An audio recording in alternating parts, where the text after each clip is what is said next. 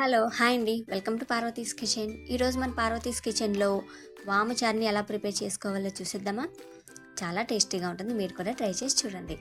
అయితే దీనికోసం చిన్న నిమ్మకాయ సైజ్ అంత చింతపండుని నానబెట్టేసుకొని పక్కన పెట్టుకోవాలి. అలాగే ఒక అర టేబుల్ స్పూన్ వాముని చక్కగా వేయించుకోవాలండి. స్టవ్ ఆన్ చేసి పాన్ పెట్టుకోవాలి.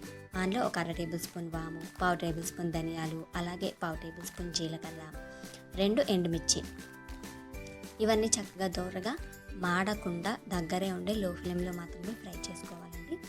1 నిమిషం పాటు బాగా ఫ్రై చేసుకోవాలి. ఇలా ఫ్రై చేసుకున్న ఇంగ్రీడియంట్స్ మొత్తం చక్కగా రోట్లో వేసుకుని దంచుకోవాలి.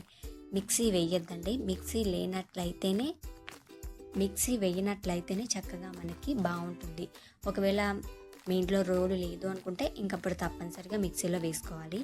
రోలు ఉన్నట్లయితే కంపల్సరీ దంచుకోండి. ఈ విధంగా చూసారు కదండి, పౌడర్ మనకి ఈ విధంగా ఉండాలన్నమాట. మిక్సీ వేసినట్లయితే చాలా సాఫ్ట్గా అయిపోతుందండి, అంత టేస్ట్గా ఉండదన్నమాట వాము చారు. సో కంపల్సరీ దంచుకోవడానికి ప్రిఫర్ చేయండి ఎక్కువ. ఇలా దంచుకున్న పౌడర్ని ఒక ప్లేట్లో పక్కన పెట్టుకోవాలి.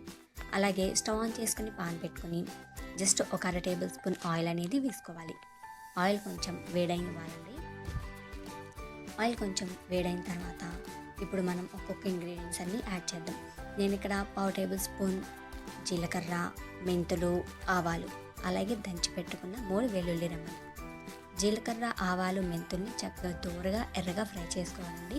ఫ్లేమ్ అనేది హై అస్సలు పెట్టొద్దు, లో ఫ్లేమ్లో మాత్రమే ఫ్రై చేసుకోవాలి. అలాగే ఒక ఎండుమిర్చిని 2 ముక్కలుగా కట్ చేసుకొని వేసుకోవాలి. ఒక 4-5 రెబ్బల కరివేపాకు, ఇవన్నీ చక్కగా వేయించుకోవాలి. వేయించుకున్న తర్వాత నేను ఇక్కడ ఒక్క పచ్చిమిర్చి యాడ్ చేస్తున్నానండి. కారం ఉన్న పచ్చిమిర్చి అయినా, కారం లేని పచ్చిమిర్చి అయినా జస్ట్ ఒక్క చిన్న పచ్చిమిర్చి యాడ్ చేసుకోండి.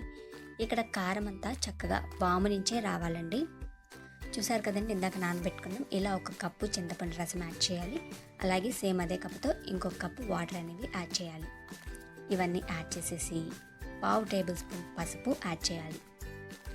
ఇక్కడ నేను కారం అసలు యాడ్ చేయట్లేదండి, వాముతో వచ్చిన ఘాటే సరిపోతుందన్నమాట చారుకి. మనకి ఇక్కడ కల్లుప్పు అనేది తగినంత యాడ్ చేయండి. నేను ఇక్కడ ఒక అర టేబుల్ స్పూన్ వరకు యాడ్ చేశాను. సేమ్ ఇదే ప్రాసెస్లో చక్కగా మనం దంచి పెట్టుకున్న వాము పొడిని కూడా యాడ్ చేసేయాలి. ఇవన్నీ యాడ్ చేసేసి 1-2 నిమిషాలు హై ఫ్లేమ్ మీద మరగనివ్వాలి. మనం వేసిన ఫ్లేవర్స్ అన్నీ చక్కగా చారులో దిగాలన్నమాట. చూసారు కదండి, ఒక 2 మినిట్స్ తర్వాత మనకి చక్కగా వాము చారు అనేది చాలా పర్ఫెక్ట్గా, చాలా యమ్మీగా, అద్భుతంగా రెడీ అయిపోతుందండి. మీరు కంపల్సరీ ఈ వాము చారుని ట్రై చేయాలి. ట్రై చేసి దీని రుచిని మీరు కూడా అనుభవించి చెప్పండి. అలాగే ఈ రెసిపీ మీకు నచ్చినట్లయితే కంపల్సరీ ఒక లైక్ చేయండి. మీ ఫ్రెండ్స్ అండ్ ఫ్యామిలీ మెంబర్స్కి షేర్ చేయండి. ఇంకా ఇలాంటి healthy, easy and quick recipes కోసం పార్వతీస్ కిచెన్ ఛానల్ మన ఇంటి వంటని తప్పకుండా సబ్స్క్రైబ్ చేసుకోండి. చాలా టేస్టీగా ఉంటుందండి. వేడివేడి అన్నంలో వాము చారు చాలా చాలా బాగుంటుంది. కంపల్సరీ ట్రై చేస్తారు కదా. ట్రై చేసి మీకు ఎలా కుదిరిందో నాకు కామెంట్ సెక్షన్లో షేర్ చేయండి. Thank you for